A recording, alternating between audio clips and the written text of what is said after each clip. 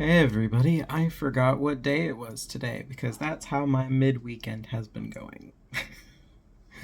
um so yeah, sorry this is later than it's probably normally been as of late. Um yeah, it oh my god, I swear. I'm probably in some serious denial, but I know. Ain't got no time to be down. Um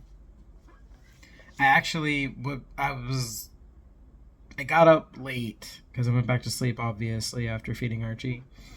Um, and then I didn't get up when I was supposed to. I should have. My mistake. um, but I originally last night had dug out the last book nook that Mrs. Winchester bought me that we were going to add to our collection. Um, I don't know if you're familiar with book nooks. They're these little scenes from books or famous scenes, basically, that you can kind of like immortalize and put them on your bookshelf. Um, the last one she bought me was actually Phantom of the Opera, and I was thinking about how like I haven't physically made something in a while, and I was like, maybe I should try and do that tomorrow. But my butt didn't get up, so here we are. I finally get food in me, and then I realized I had to call the doctor because they tried calling me yesterday, but I was out of it all day. Um, so I had to call the doctor, and then I have to get off the phone with the doctor. Then I realize, oh wait, it's Wednesday. Finish eating your food and make your video.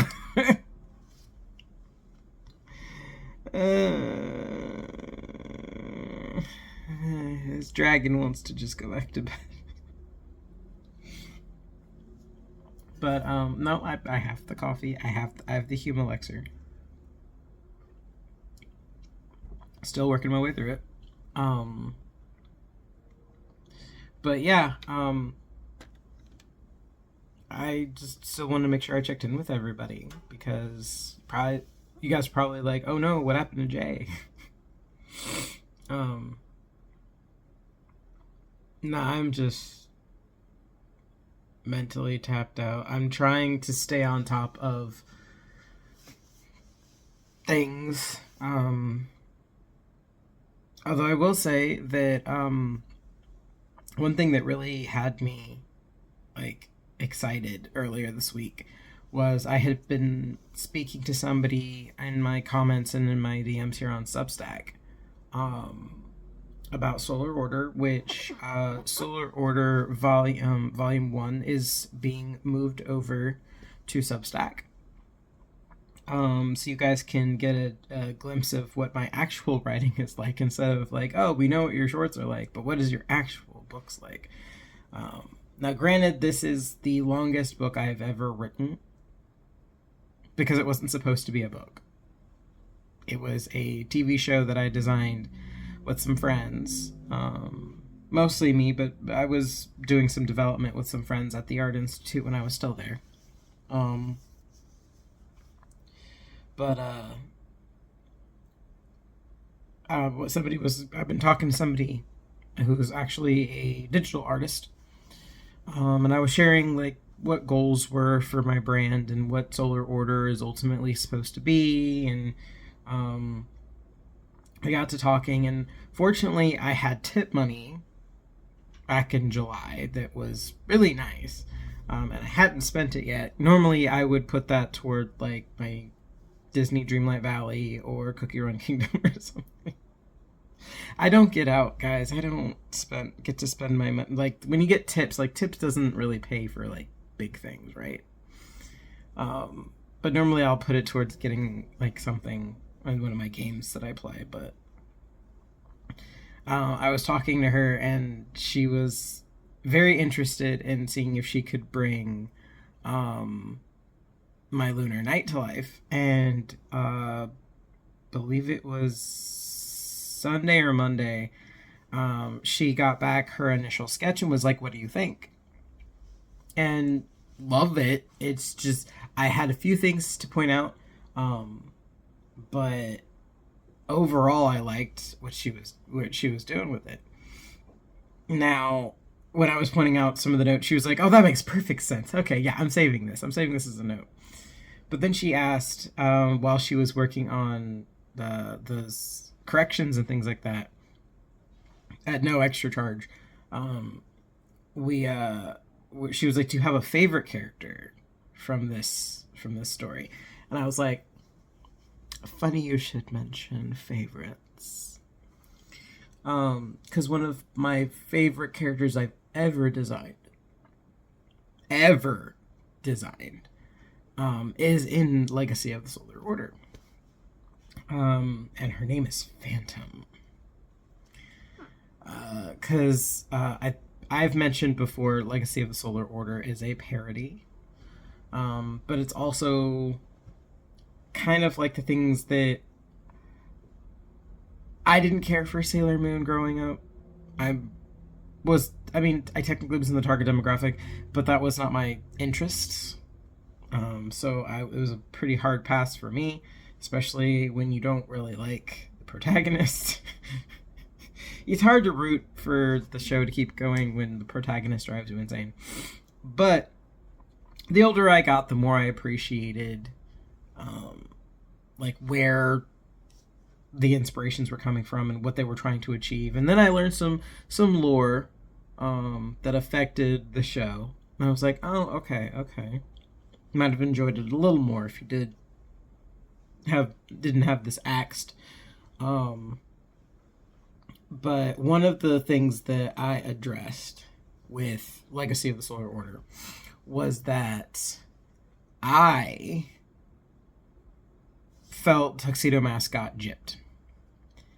And so when I was approaching my gender bent flip of Sailor Moon, I was like, well, we gotta deal with Tuxedo Mask. We gotta fix him. And what resulted was Phantom. Phantom is the person who shows up when the knights have done everything that they can with the knowledge and the tools they have, and she appears almost like she is like she knows they need help, so she shows up to guide them in the direction they need to go. I won't give away too much about the mystery because she is a huge part of the mystery, of the very early arcs of the entire series, because this is a series. We originally were plotting it to be a 5-season series, but I was wanting to aim for the traditional cartoon seasons, where it was between 24 to 50 episodes, depending on what we could adapt. Yeah, for like the first 2 seasons, Phantom is a mystery, and you're trying to figure out who this person is. And I loved the design that went into her costume, her aesthetic, her personality. So I kind of went on a splurge with this artist, and she was like, "Oh my goodness, yeah, I can see why this is your favorite character. Do you mind if I try to do my own interpretation?" And I was like, "Well, here's all my references, because I've never been able to sketch Phantom. It just never comes out right. I don't know if it's the nature of the mystery, if it's my aphantasia. I don't know. But I have a bunch of resources and reference images and the actual, like, chapters itself. So I sent her introductory chapter, which is chapter 7. Keep your eyes peeled for that on Substack. And then, of course, I sent all the reference pictures that I had, and then I realized I still didn't have some things. And she's like, that's okay. We can fill those gaps in later. You told me what they're supposed to be. And I was like, yeah, we'll do that. I said essentially I was like, think monochromatic circus ringmaster. Like, like a female circus ringmaster, kind of a costume, because she's kind of at the center of things, but is not necessarily the one controlling everything. Um, and then add like a dash of Greek theater in there. And yeah, she's like so excited. So yeah, I looked at, because I've had the past 4 weeks. I have had very nice looking paychecks because I have busted my butt and I'm exhausted for it. Not dissing it though, because we need the money. We hopefully will have a third room, if this continues to be this successful, coming soon. Um, but yeah, we're really hopeful that things are gonna start like growing over at Black Hat more. Because if we can grow more, we can get more people to come back. We can have reasons to hire more people. um, so yeah, we're hoping to do that. But no, as far as the art goes, I did have enough to commission a second image. So that'll be in the works as soon as she finishes doing touch ups to the Lunar Night. Um, I'm hopeful that if things continue, I would like to try and bring back the comics, because that's my next goal. Is I want to get into that visual element of storytelling, um, with comics, because obviously comics are going to be less expensive than animation. Does not mean that they are cheap still, because remember, I am still barely making any progress off of the checks I have. Um, and book sales have not been great, which plug for Nature Calls Summer. It did open in July, and I still need all the help I can get, because we're not seeing much movement, unfortunately. So if you want to get Nature Calls from your favorite retailer, we also sell direct from Feywild Apothecary. Those are all signed too, which is my thank you for buying direct from us. Honestly, in a perfect world, I would prefer that we sell direct. That would be my ideal. But I understand that having it in stores is also beneficial. It's beneficial. I don't have physical locations, because unfortunately my books don't kick off very well, so they don't buy them physically. You can buy them in house, but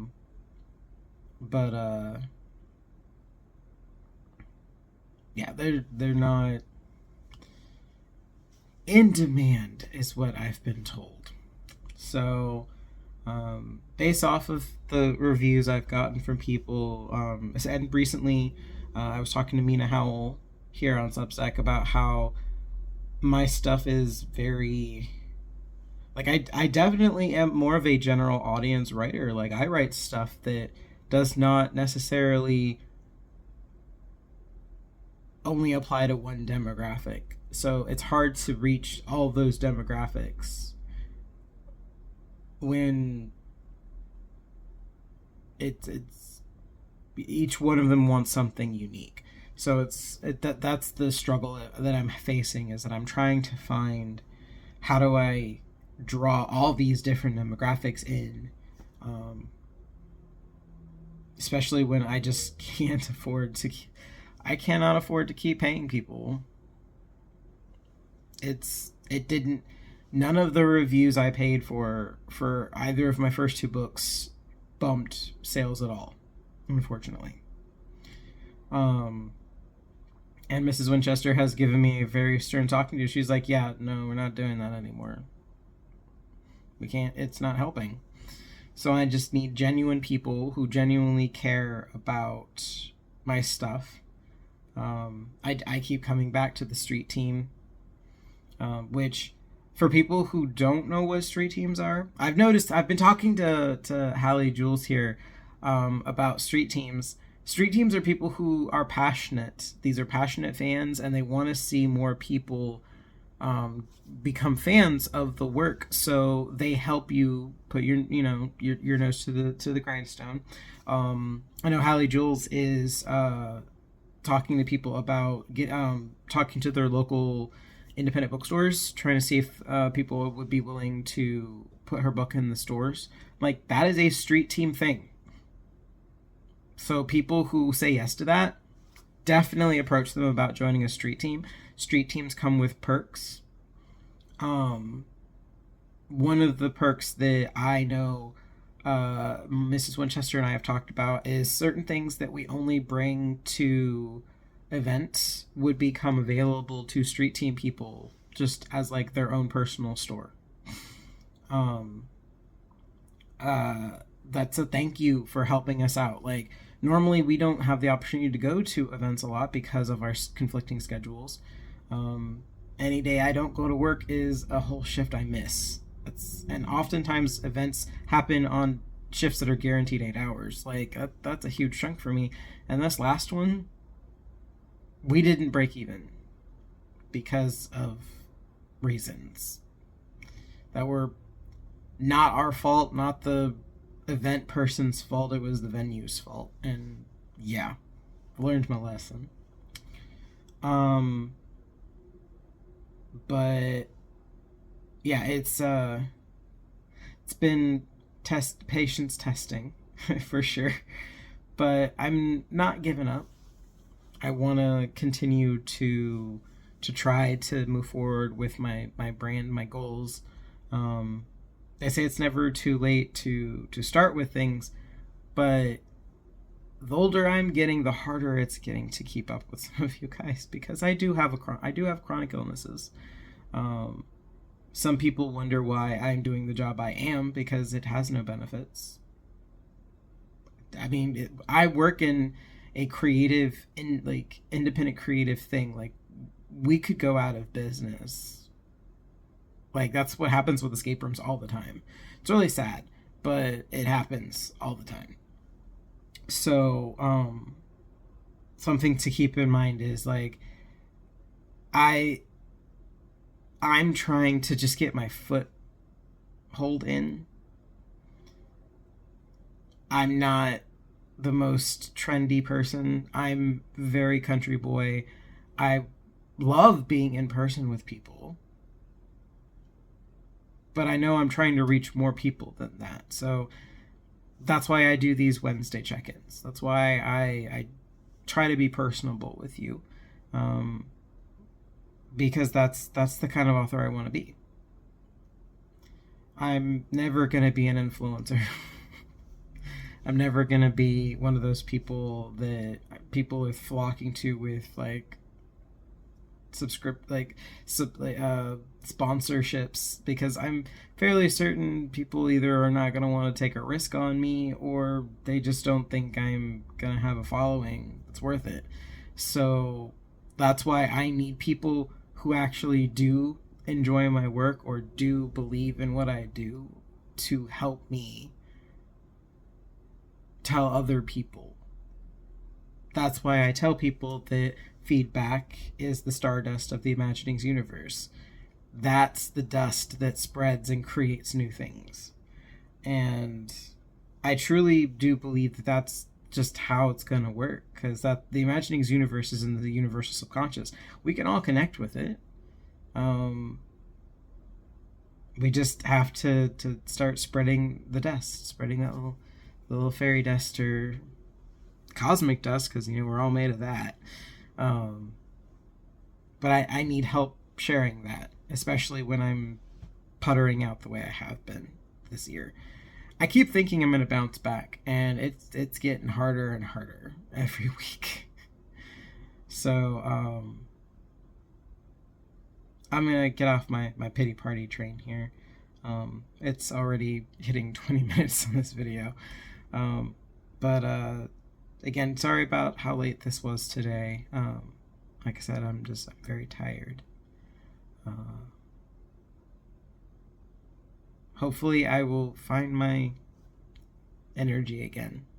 Hopefully. Um, but in the meantime, as always, gotta take my own advice, right? Be kind to yourself and others, because we're all traveling the same path in life, just in different vehicles. Um, Again, some of us are on the side of the road waiting for a tow truck. um, so yeah, try not to judge too harshly where somebody's at in life, because sometimes you don't even know where they're coming from, and they're trying their best not to show it. I know I've tried, and I'm getting to a point where it's hard to hide it.